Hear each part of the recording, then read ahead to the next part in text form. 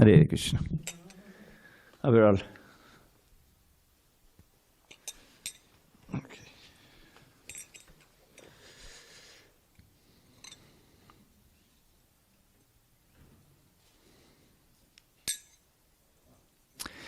Jaya Radha Madhava Kunja Bihari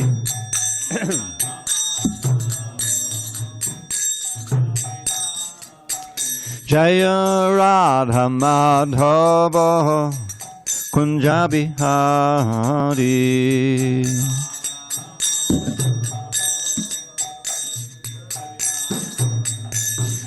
Gopi Jana Vallabha Girivardhari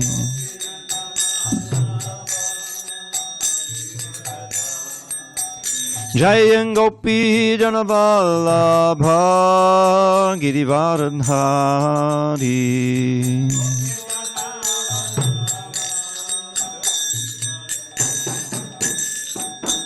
Yashoda Nandana Bhajana Ranjana.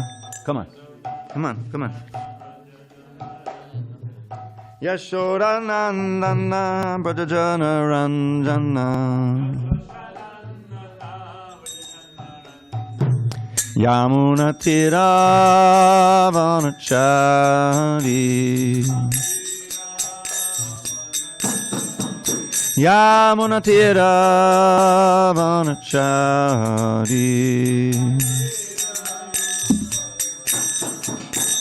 Jaya Radha Madhava Kunja Bihari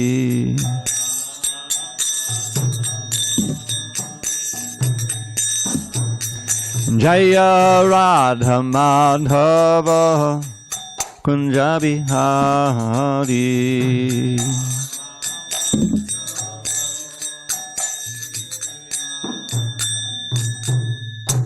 Jai Om Vishnupad Paramahansa Paravatikacharya Ashtottara Sri Śrīmad His Divine Grace Srila A.C. Bhakti Vedanta Swami Prabhupada Ki Jai ISKCON BBT Founder Acharya Srila Prabhupada Ki Jai Jai Om Vishnupad Paramahansa Paravatikacharya Ashtottara Sri Śrīmad His Divine Grace Srila Bhakti Siddhanta Saraswati Thakur Ki Jai Ananta Kokti Vaishnavinda Ki Jai Namacharya Srila Haridas Thakur Ki Jai Grantaraj Śrīmad-bhāgavatam Ki Jai Samaveda Bhaktivinoda Ki Jai All glories to the assembled devotees.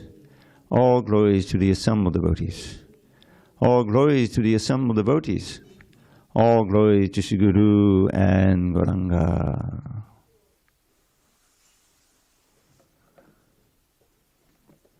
Narayanam Namaskritya Narang Chaiva Narottamam Devim Saraswatim Vyasam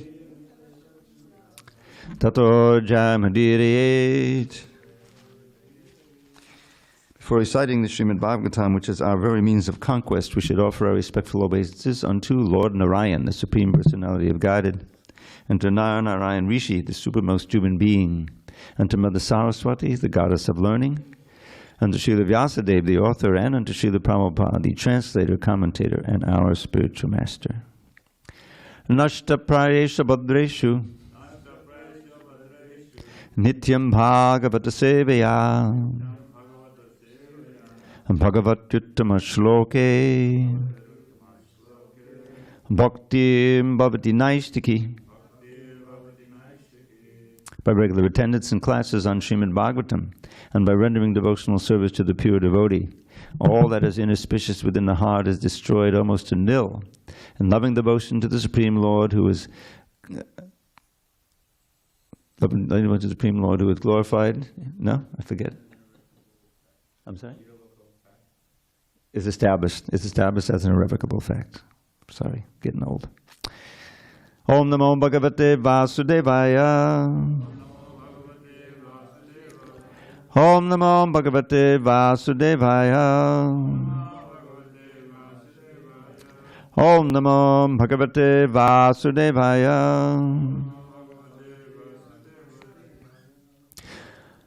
On this 27th day of January 2025 in San Diego. We're reading from Śrīmad-bhāgavatam, translation and commentary by His Divine Grace A.C. Bhakti Swami Prabhupada.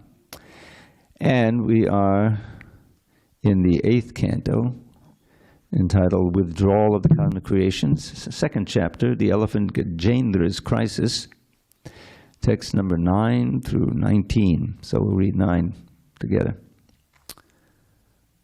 Okay. Tasya Dronyam Bhagavato Varunasya Mahatmanaha Udyanam Rituman Nama Akridam Surayoshitam Tasya Dronyam Bhagavato Varunasya Mahatmanaha Udyanam Rituman Nama Akridam Surayoshitam Tasya Dronyam Bhagavato Varunasya Mahatmanaha Udyanam Rituman Nama Akridam Surayoshitam Tasya Dronyam Bhagavato Varunasya Mahatmanaha Udyanam Rituman Nama Akridam Surayoshitam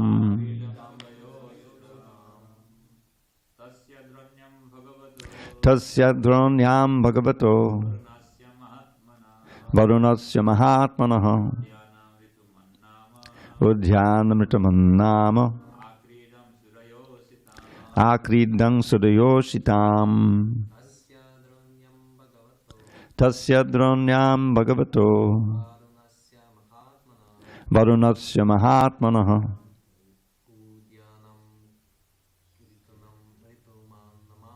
Udyanam Rituman Nama Akridam Surayoshitam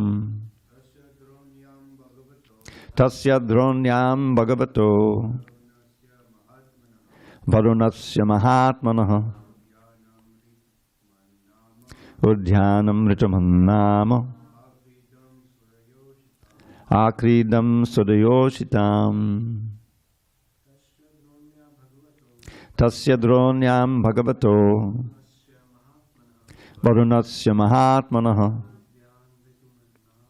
Udyanam Rituman Nama Akridam Surayoshitam. No, okay. All right, so there's many more verses here. I'll just we'll read these. Tasya, of that mountain, Trikuta, Dronyam, in a valley, Bhagavataha, of the great personality, Varunasya, the demigod Varuna, Mahatmanaha, who is a great devotee of the Lord, Udyanam, a garden, Ritumat, Nama, of the name, Akridam, a place of sporting pastimes, Surayoshitam, of the damsels of the demigods. Okay, so there's a bunch of other verses here. I'll just read this translation. In the valley of Trikuta mountain, there was a garden called Ritumat. This garden belonged to the great devotee Varuna and was a sporting place for the damsels of the demigods. Flowers and fruits grew there in all seasons. Among them were Mandaras, Parijatas, Patalas, Ashokas, Champakas, these are the flowers, Chutas, Piyalas, Panasas, now some fruits, mangoes, Amratakas, Kramukas, coconut trees, date trees, and pomegranates. There were also Madhukas, palm trees, Tamalas, Asanas, Arjuns, Arishtas, Udumbaras, Plakshas, banyan trees, Kingshukas, and sandalwood trees. There were also pikumardas, kovidaras, saralas, sodadarus, grapes, sugarcane, bananas, jambu, butteries, akshas, abais, and amalakis. I know, but I was told to read it again. What can I do? Now we have another 6 verses here describing this wonderful place. Okay, in that garden there was a very large lake filled with shining golden lotus flowers, and the flowers known as Kumuda, Kallara, Utpala, and Shatapatra, which added excellent beauty to the mountain. There were also Bilva, Kapita, Jambira, and Balataka trees. Intoxicated bumblebees drank honey and hummed with the chirping of the birds, whose songs were very melodious. The lake was crowded with swans, Karandavas, here's a misspelling, Chakrakavas. How about Chakravakas? Chakravakas, cranes, and flocks of water chickens, Datyuhas, Koyashtis, and other murmuring birds. Because of the agitating movements of the fish and tortoises, the water was decorated with pollen that had fallen from the lotus flowers. The lake was surrounded by kadamba flowers, vetasa flowers, nullas, nipas, vanjulakas, kundas, kurubakas, ashokas, shirisas, kutajas, ingudas, kubjikas, varnayutis, nagas, punnagas, jatis, mallikas, shatapatras, jalakas, and madhavi latas. The banks were also abundantly adorned with varieties of trees that yielded flowers and fruits in all seasons. Thus the entire mountain stood gloriously decorated. Purport. Judging from the exhaustive description of the lakes and rivers on Trikuta mountain, on earth there is no comparison to their super excellence. On other planets, however, there are many such wonders. For instance, we understand that there are 2 million different types of trees, and not all of them are exhibited on earth. Śrīmad-bhāgavatam presents the total knowledge of the affairs of the universe. It not only describes this universe, but also takes into account the spiritual world beyond the universe.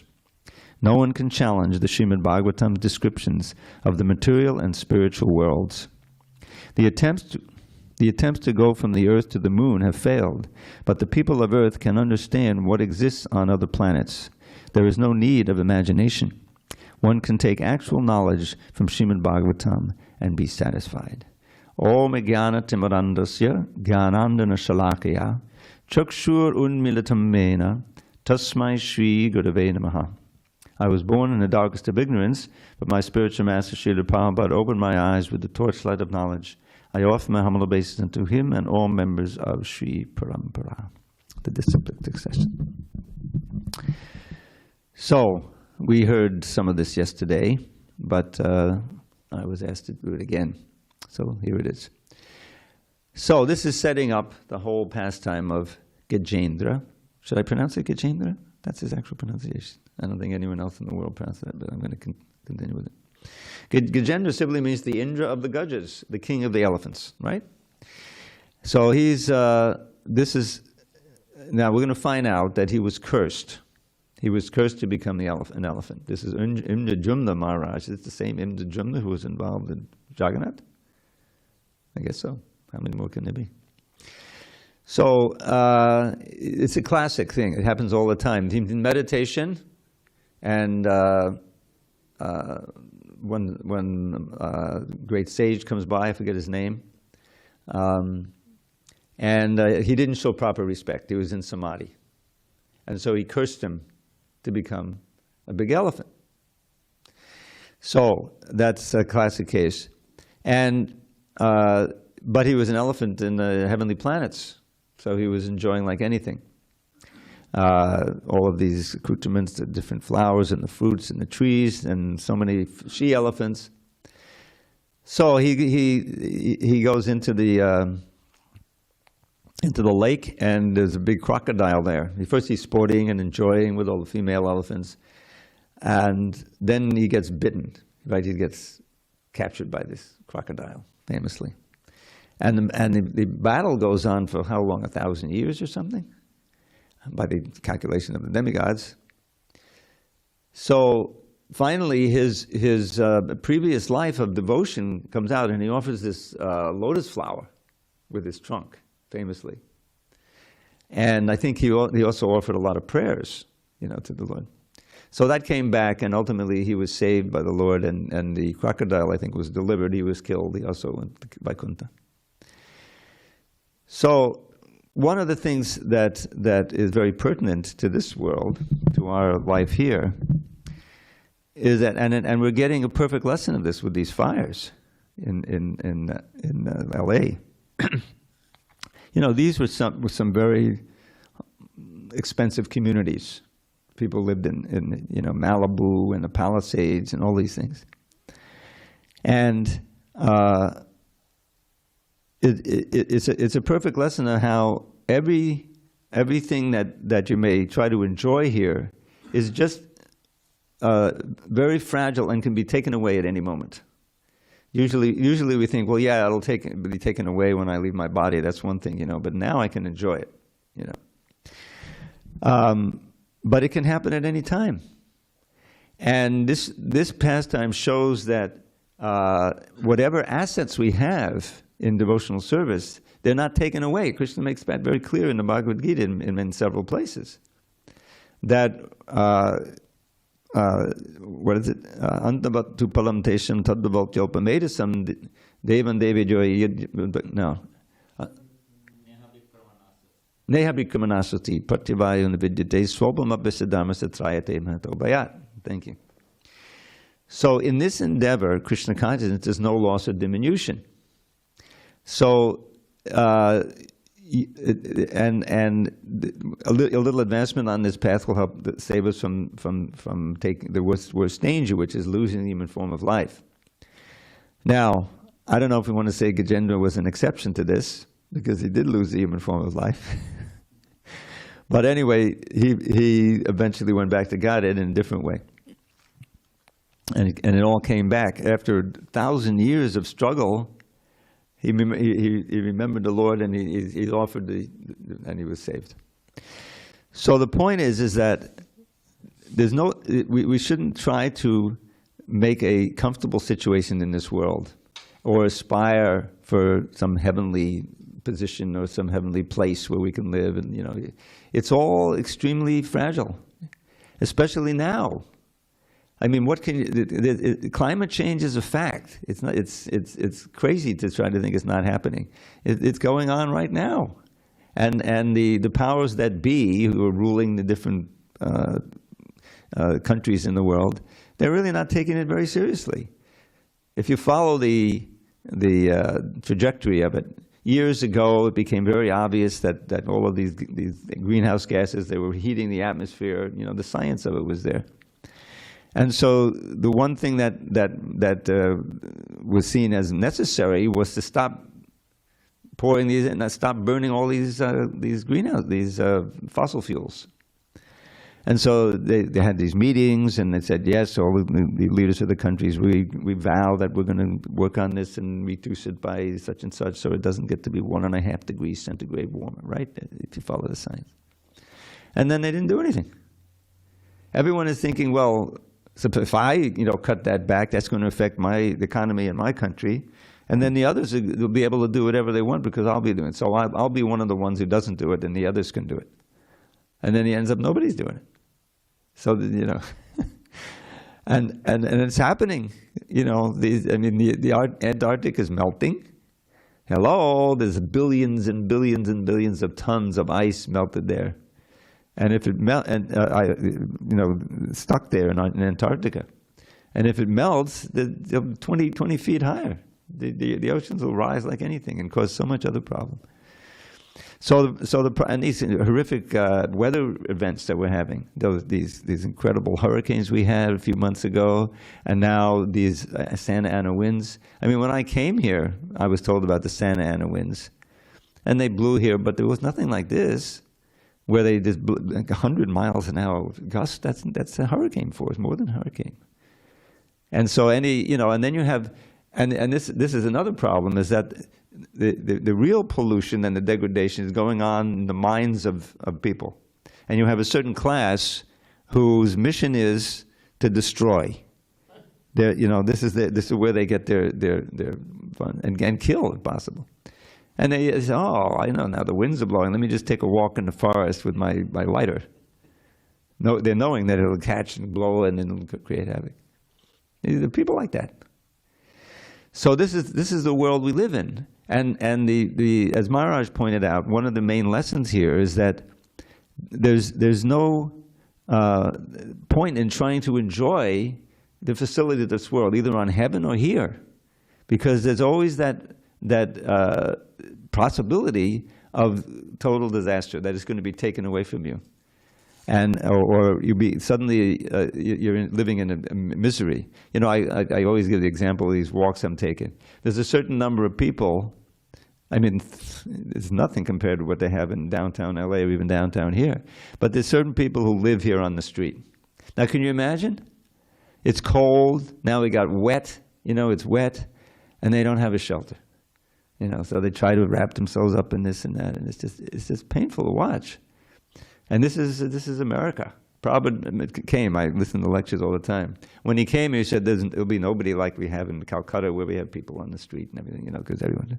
And sure enough, you know, the hippies are there. Because when the hippies they came from wealthy families, but they were, you know, and eventually many of them went back. Believe me, they went back.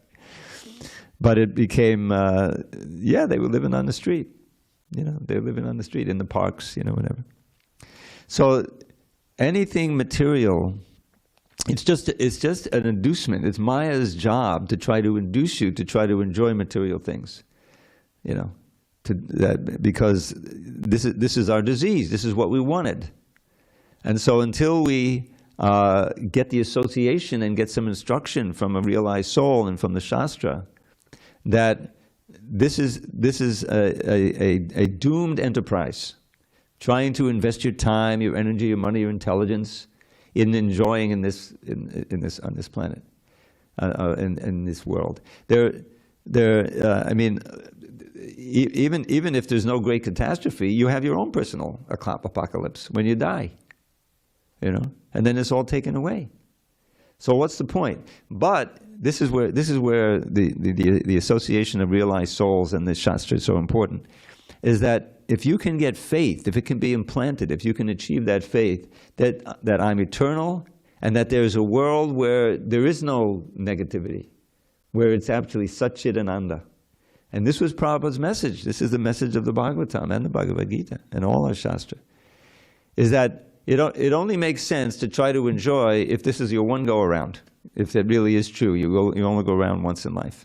But that's not true. The basic principle of Krishna consciousness is Dehi nosminyata dehi. You get another body after this one. There is actually no death for the soul. So you're creating your future by what you do now, the law of karma and transmigration. So that gives us agency. In other words, I can change, you can change the situation. Otherwise, if you just try to enjoy, you stay trapped in this world and you're going to suffer like anything. And you have suffered in the past. By Krishna's mercy, you forgot. If you remembered, everyone would be basket case. It won't be in the psychoanalyst. But that's what death means. Death means forgetting for 7 months. Then it comes back, and your mind, So Bhagavatam is filled with the stories like this, and with the basic message is that your best investment of time, of attention, of whatever wealth you have, is in making spiritual advancement according to the tenets of the Bhagavatam. Savai pangsang baro dharma yato bhakti rahokshe. Take up this dharma. You want a dharma? Don't take up the dharma from the karma kanda, which is based on material desire. And because here you are in the heavenly planets, but see what happens. And we learn from this canto that even the demigods, they got evicted, right? Bali Maharaj conquered the heavenly planets. So even that's not sure. So there's no point in trying to hope against hope, that one can be happy and secure in this world. It's a great illusion. And it doesn't even take much intelligence to understand that, because it's all temporary. Even if you achieve your goals in this lifetime and you make money and you buy a nice home in the Palisades, look what happens. It's destroyed. So therefore, it makes sense, it makes perfect sense to try to turn your attention toward the eternal, toward the practice of devotional service, and make progress, and if possible, achieve the goal of complete detachment from the allurements of this world. This is why the last chapter of Bhagavad Gita, the perfection of renunciation, that renunciation has to be perfect. If you have any desire to enjoy in this world, you'll come back. You know? So the perfection of renunciation is the perfection of devotion to Krishna. Taking your pleasure in serving Krishna and his devotees and spreading Krishna consciousness and doing what Krishna wants. And if Krishna is pleased, then he takes away all vestiges of your material desire. Yadavadi mama cheta Krishna pada rabinde navanamana sadhaman yunditam rantamasi. The beginning of the prayer of Yamunacharya. Ever since I've been tasting moment to moment the pleasure, the wonderful pleasure of serving the lotus feet of Nandanandana, ever since that period, now whenever I remember my trysts with my harem when I was a king, it's disgusting. There's no attraction, you know. And this is where it came up about drugs, right? How drugs can be such a powerful pull on you, you know, that addiction. The best system, you know, of course, is, you know, you need association, you need help and encouragement to try to kick one of these habits, these horrible drugs. But it's possible to actually become completely cured by the process of Krishna consciousness, because you get the higher taste, and Krishna blesses you with the lack of desire for that. You know, even intellectually, I've taken a vow. I can't do it anymore.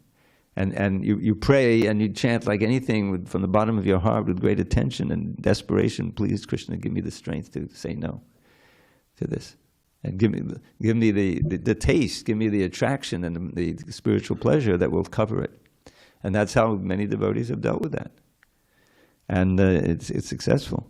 In fact, it's the addiction to drugs is a metaphor for material life.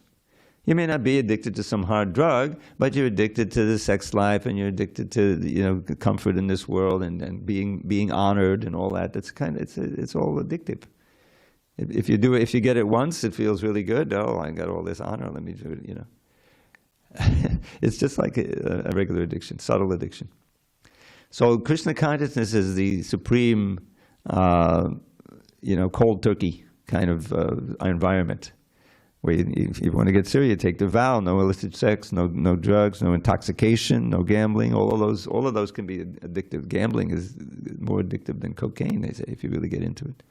We had one fellow here, I absolutely won't name any names, Ramapati knows who it is. He was Indian born, and he would come every week, give me a big hug. And he was totally addicted to gambling. Totally addicted to gambling. Anyway, Bhagavatam is so wonderful because we get all these details, this big list, you know, which Maharaj skipped over, of many of these flowers and fruits and the trees and all the things. But it's just indicating how heavenly it is, the heavenly planet, right? Where do you find it? You can't find that here. If you go to the botanical garden, you may see a bigger selection, but it's nothing like this, you know. And they're all flowering and the fruits are falling, you know, it's just incredible. So that was a heavenly planet, but it's not so heavenly because you got this crocodile there, you know, and completely unexpected suddenly. He'd probably gone into that lake 100 times before without any, you know, bad effect. That's the thing with sense gratification. It seems to pay off nicely. I enjoyed myself, you know, and I slept it off, and I went to work the next morning on Monday. We're good, you know, it's fine. Let's go do it again Friday night, you know. But first, the real tragedy of as devotees, we know, yeah, but the problem is that completely blocks your interest in spiritual life. And that was told, you know, that famous story about I always forget his name, the Lord in England who has to become a Brahmin. What was his name? Marquis of Zetland. They call him Marquis of Zetland. And so because England was ruling India, they knew about Brahminical culture and so forth, and they knew that it's prestigious to be a Brahmin. You know, that's why he was thinking lightly. So can you make me a Brahmin? Sure. It's Prabhupada's godbrother, I think, Ban Maharaj. Yes, just to give up illicit sex, intoxication, gambling, and meat eating. Oh, that's impossible. It's obviously not impossible. The movement is full of devotees who've given them many of those things up. But it was impossible for him because he wasn't really interested in the spiritual life. He was interested in the prestige of being a Brahmin, you know. But he could also have done that if he was humble enough and joined the Hare Krishnas and started chanting Hare Krishna. You know. But that's generally not there. Prabhupada, there's this dictionary that I use. It's very famous, Monia Williams Sanskrit Dictionary. I think it's an English dictionary. And, you know, it's a pretty good dictionary. But I don't know if it wasn't him. It was another Englishman who wrote some, I think he had some translation of the Bhagavad Gita or something that he did, you know. But he completely missed the point. They have the Gita without Krishna. You know, somehow it's probably, I heard that one fellow thought it's just like a conversation between a doctor and a psychiatrist and his patient, you know. No. Taking Krishna out of the Bhagavad Gita is you know, like taking cheese out of the pizza. I mean, it doesn't compute, you know. Anyway, so we're getting in Bhagavatam, you get all these details.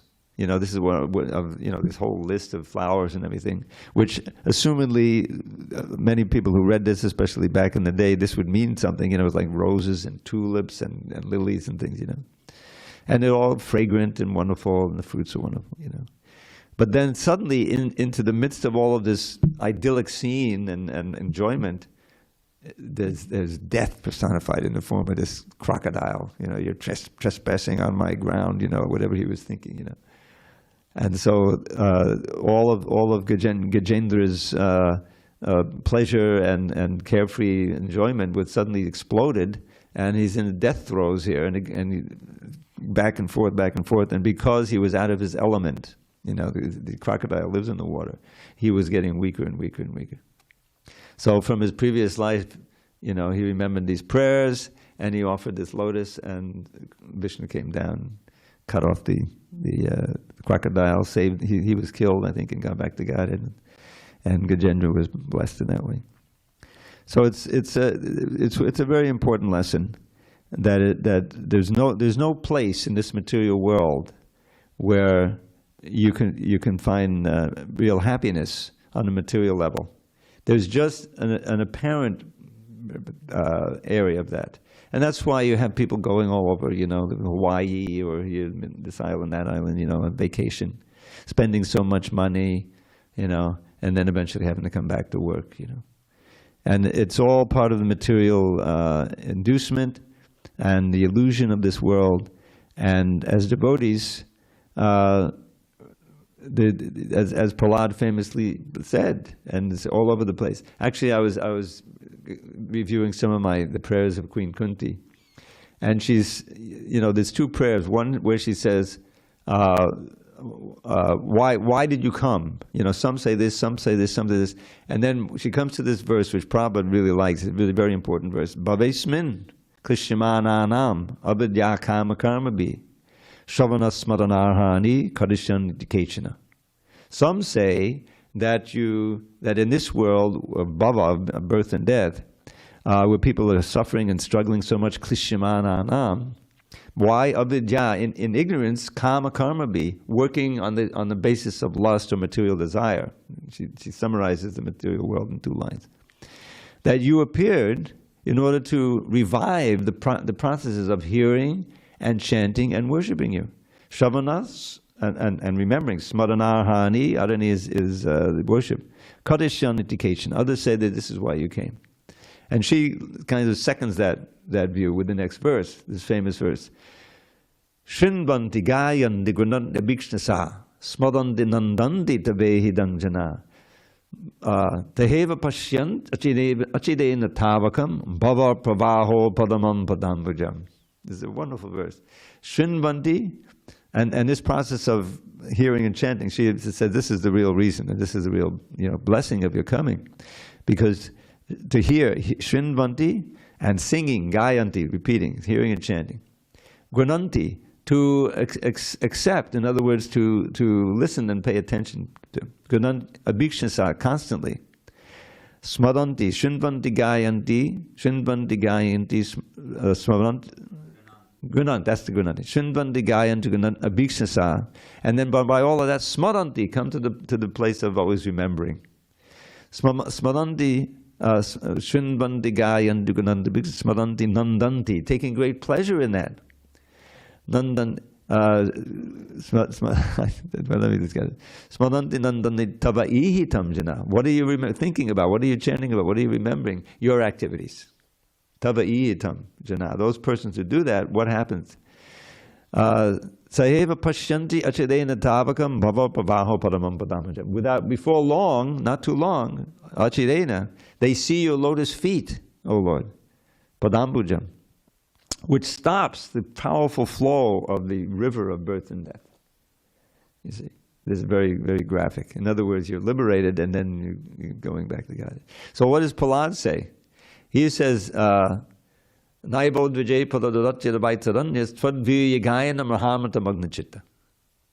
dear Lord, I have no problem.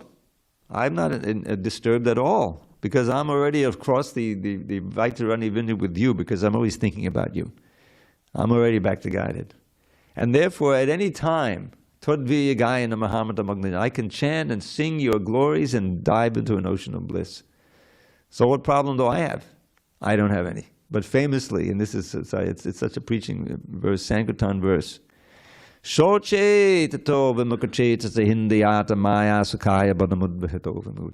lamenting Padadukka for these big mudas, vimudas, not just mudas, vimudas, total mudas, fools, who are bearing the great burden of trying to enjoy this fleeting pleasure, Maya Sukhaya, vimudhan, you see. So he's not just observing it from afar, he's empathizing with them, sympathizing. And therefore he preached at such great danger. First he preached it with father, right? That first famous verse, what did you learn today? What's the best thing you learned? Oh, my dear, he didn't call him father. Prabhupada famously points out, the best of the demons, best of the asuras. That is the best thing for whom? For the conditioned souls who are always disturbed because they're taking shelter of the impermanent. That's the whole point. They put all their faith in this temporary material body, and the money, and the environment, and the temporary pleasures, So they're also all in anxiety that it's going to end. I'm going to die. Oh, let me buy life insurance. Well, that's not going to help you survive. Maybe, Oh, but those who are dependent on me, they'll have some money. Fire insurance, What about health insurance? Okay, there's more. So that insurance, it gives you a false sense of security, right? There's no security. So Prahlad says that, look, I'm not going to be like Prayena Deva Muniyo Mukti Kama, that they only are lusty after their own mukti. That's completely material. I'm going to go to the Himalayas and sit and just merge into Brahman, and no more birth and death for me. These fools and rascals, they'll stay here. I don't care. That's the mood. That's what he says. Maunam, they don't speak. You imagine what this movement would be like if no one spoke. There'd be no books, probably wouldn't. The whole thing is speaking, glorifying constantly from morning to night. That's the perfection. And trying to help others, because we see, you identify, I was like that, but they don't need to be suffering, so you go out and you try to give them, and it's the most glorious activity. So this pastime is for us, to teach us, listen, whatever situation you're in, don't try to enjoy the facilities there. It'll just distract you and it'll just prove fruitless. and keep you bound up in this material world of trying to enjoy and then suffering like anything and performing. And without real knowledge, you're sure to perform greatly sinful activities like meat eating. Nobody knows. What's the price of the chickens? Not that eating the chicken is going to take me to hell. That they don't know. So therefore they need knowledge. The knowledge has to be given. That knowledge is the foundation of the faith, of your determination, which we talked about yesterday. Determination is based on the idea that you have knowledge that I can do something beneficial for myself. Right? You have to have that faith. And you have a teacher who can help you. Now it can be totally material. You can be, I'm determined to become a quant. You know what a quant is? Quant is people on Wall Street who are especially good at manipulating the figures so that you figure out which stock to buy and sell and all that stuff. It's silly, but that you can get great determination for that. You can the pole vaulter, get up to 20 feet high, spend every spare minute. When I was a kid, in high school, training, bending. Why?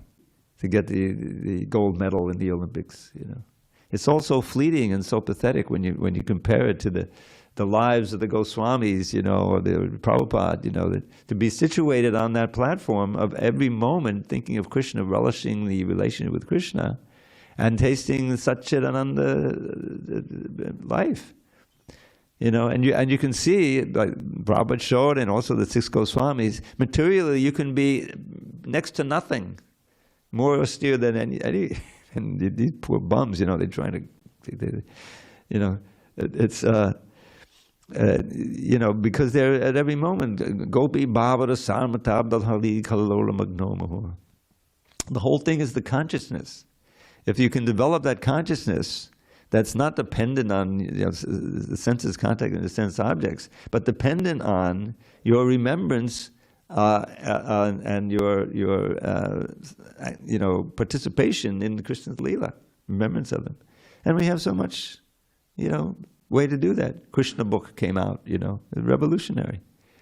Suddenly all these pastimes were, devotees were remembering them. This Dinabandhu Prabhu, he specializes in reciting Krishna's pastimes. And he was so blissful. He was in Colorado, he joined in Boulder, and everything.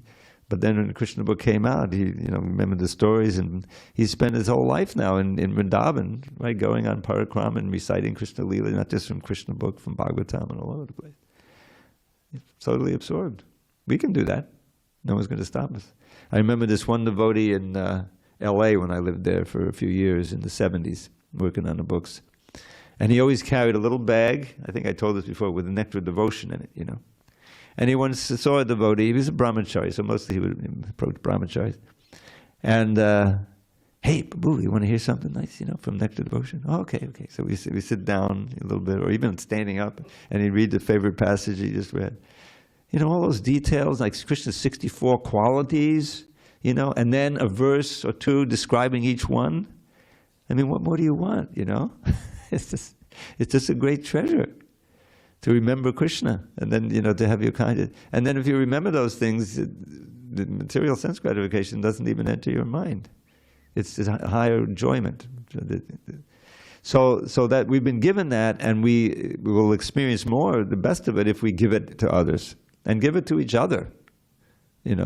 Parasparano katadam pavanam bhagavadisha mitodati mitastustir nivita mitaratmana. The 11th canto, I think Ashram Maharaj, he liked the 11th canto, he refers to this verse when he came last time. So this is an instruction on how to practice devotional service by one of the Yogendras. And they say, Parasparano katanam, they're getting together, Parasparano, Parasparano anukatanam. What are you speaking about? What's the kata? Pavanam bhagavad yasha. The purifying glories of the Lord, Bhavanam Bhagavad Yashaha, the fame of the Lord. And what's the result? Mito ratir, matastushtir. You develop affection between each other, attraction for each other. Mito ratir, matastushtir, and mutual satisfaction. nivritir mitaral, and at the same time, the renunciation, detachment. What's more like? This is the whole thing. Satam prasangan. So we've been given that, and this is the subject of doing it. And I'm telling you, these prayers of Gajendra are really wonderful. Next time, if I give a class before we finish those prayers, I'm going to jump. I should, because there's wonderful prayers that he learned as Indrajumna. He remembers all these prayers. And if you study the pastimes, and you realize in the Bhagavatam that there's no pastimes that don't have prayers attached to them. There's always a set of verses. The gopis, their song, Jayati Tedikam, is a big prayer for Krishna to come back, right? So this is, the prayers are part of the vandanam. The bowing down, the obeisances, glorification, and then request. Those are the things. Okay, I'm sorry I went over time. Any questions, comments, locally or remotely? Oh, Virachandra Prabhu.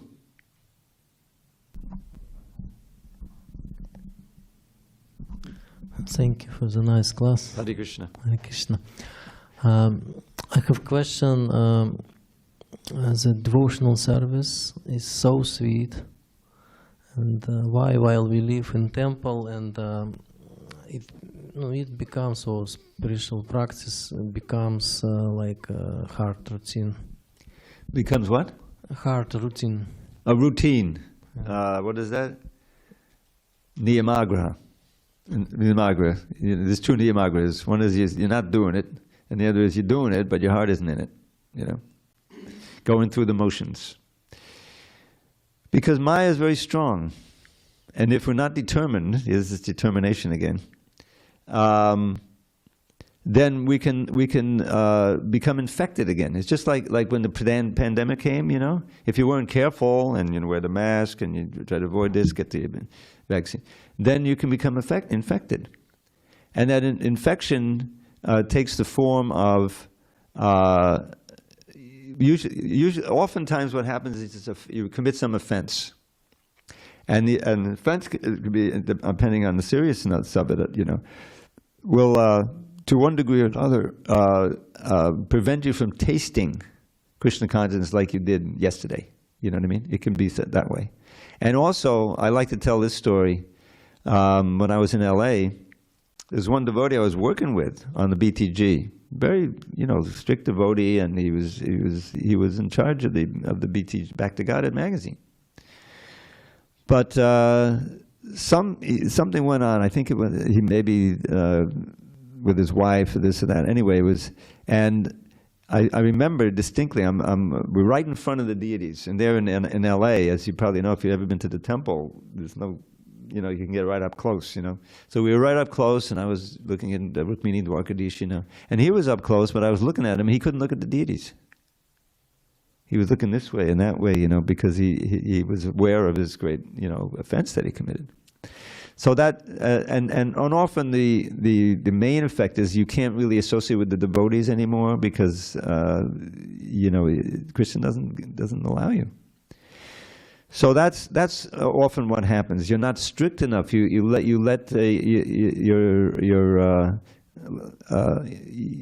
deviate in some way. Sometimes a serious way, sometimes a minor way, but it may be serious to you because you've been going along nicely and now suddenly you did this. And it becomes known and so forth. So that's often the start of a devotee's trajectory where they leave. They're not comfortable in the association of devotees anymore. I mean, tragically, the history was in the 80s that, as you know, we had these 11 gurus, and many of them couldn't handle it. Suddenly there was all of this authority and this worship and money, and it was just too much. And one thing is, their relationships with their godbrothers and godsisters, but mostly godbrothers, was way off. They were what did they have? They had as a model, which was the wrong model to really take, Prabhupada. So Prabhupada, he was supreme, he was authority. So they were trying to have that supreme authority over their godbrothers, And there was one devotee in India, Pradyumna, who was trying to write letters to them and tell, this is wrong, this is wrong, this is not good. So they got on his case, and he eventually left the movement. He's living in Bhakti Center now. So he's at least got that association. But we saw this happen real time, and it almost destroyed the whole movement. It's a historic period. And what saved it was that there were a committee of 50 devotees. I don't know how old you were. How old were you in the early 80s? 6 years old? Okay, so you wouldn't know what was going on. But there was a committee of senior preachers, guys, brahmacharis and householders, a lot of them, who had been done so much service for Prabhupada. They got together and had, discussed the whole thing and came up with some proposals and demands, really, of the GBC. This is how it has to change. And the main change was to open it up. Not that it's just 11, you see, that others can also start taking initiation. And that changed the whole dynamic. But by that time, some had gotten, they went off. And many of them came back and did some service, and didn't stay. But it was and the real tragedy was so many of their disciples left. And when it was going on, many of the Prabhupada disciples left, because they were not being given, they were being put in the wrong position, in this disciple's position. So that was a great lesson, and this is a warning, is that one has to be strict about the basics of Krishna consciousness, and to treat devotees with great respect and relish the association of devotees, and so that one can stay in the protection of the devotees. And if you have some problem or question, you can get some help with it. But that's what happens sometimes. And you lose your taste. This is the most valuable thing, is your taste for chanting and association. And then Maya, has got to pull you out. Thank you. And maybe see from other side that this test we got something, some test. Some taste. But test. But maybe this is not enough to overcome our ignorance, our attachment to these material things. Is it possible? Well, that's this is why Prabhupada established the morning and evening program, which I'm trying to keep alive with my little Gita class. But it takes, and everyone is an individual, it takes some devotees took to Krishna consciousness like a fish to water, Immediately there was attachment to chanting and so forth, and you can say, well, this person, must have had a lot of credits from previous life. But whoever, whatever your situation is, we've all come in touch with it. Now we have to pursue that and follow it, and be strong enough to practice strictly enough so that we get a higher taste and we can deal with all of our latent desires and doubts and things like that. It's a struggle, and that's why these festivals are so important. Getting to go to India, going to Vrindavan. Prabhupada wanted that because it helps become stronger in Krishna consciousness and see, the wonder of the places where Krishna had his pastimes, Lord Chaitanya had his pastimes. So all of these things can help us, but we have to be willing to pray and to take advantage of association in all of its different forms, and to really be serious of controlling the mind, following the vows and things like that. It's a struggle. And, Prabhupada's 5,000 disciples. I mean, there's this book, the Tributes book. You may know about it. This is just open for Prabhupada disciples every year. They wrote me, they wanted me to write something. So it's quite impressive. There's page after page, there's several hundred devotees who write in there, but probably, he had 5,000 disciples. And many of them may not even know of that book, but they don't want to write. They don't feel, confident enough. So it's material energy is very strong, and we should pray every morning. We're meant to be chanting prayerfully, that's really the strength. If you're chanting prayerfully, oh Krishna, please, give me the intelligence to perform this service. Hare Krishna, keep me at, Or I like to pray to the name through the name. While chanting, you're praying to the name, please let me hear you better, please let me become undistracted so I can hear the nectar of the name and just float along in that wonderful Hare Krishna, Krishna, Krishna. Why is there pleasure there? Because Krishna is pleased when we try to really concentrate on him in the form of that name. And he gives that pleasure from within, and it can eradicate all confusion. It's the best I can do on that one. Vijay, you there? Yes, Dravida Prabhu, I'm here. I was just going to say you're boycotting my classes. Okay. You got a question? No, never. Never. No question today? I'm listening very attentively, and I liked it when you mentioned what happened because of lacking in being strict with the basics of Krishna consciousness. The danger is always there, and then the fall down may happen. Yeah. I really liked that part of your class. Yeah. Well, it happened to Gajendra. Well, and I have a question. Go ahead. But no, you go ahead. No, it's time. It's you're the last one. Okay. My question is,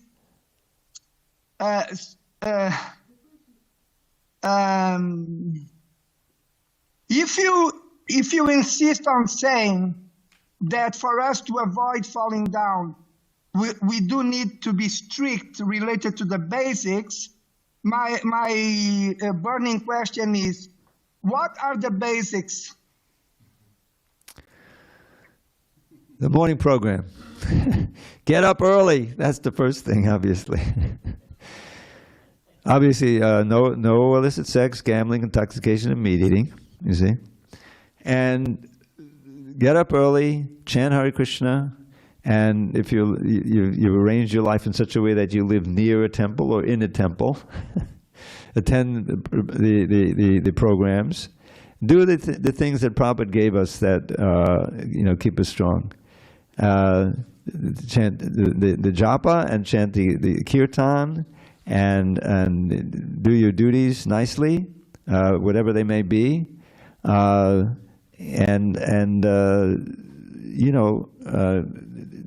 basically I made up a word. How does it go? Mantu Jagri Gukla. Anyone have an idea what it means? It's the first syllable of all the things in the morning program. Mangalartik, Tulsi Puja, Mantu, Japa, Gri is greeting, Gu is Guru Puja, and Kla is class. Mantu Jagri Gukla. So just remember that word and try to follow everything that it stands for, and you can stay strong in Krishna consciousness. Yes, what about the evening program? Evening program. Everyone should come to the evening program. Anyway, the evening program should be there, and that's one of the things Prabhupada wanted. But somehow it's ever since the book distribution comes so big, and all the devotees who were leading devotees in the temple, they were out on Sankirtan, doing the books. This happened in LA, when it got really big. And then we used to have an evening program. Agni Dev was there, and we were chanting, and sometimes the kirtan would go out on the street. We'd do a little Harinam right on Watseka Avenue and come back into the temple. But gradually, fewer and fewer devotees were coming strictly, because all the main devotees who were, coming back late from book distribution, they weren't there, and so it became, it's sad. But what can I say? That, you know, we have to try to adjust and do what we can. You know, have our own little, you know, I mean, nowadays you have your own Bhagavad Gita class, Zoom class, you know. You can give it, Vijay. You've been attending class so long. Of course, Prabhu, I'll do that. Okay. Sorry, that's the best I can do. All glories to Srila Prabhupada. Hari Hari Bol.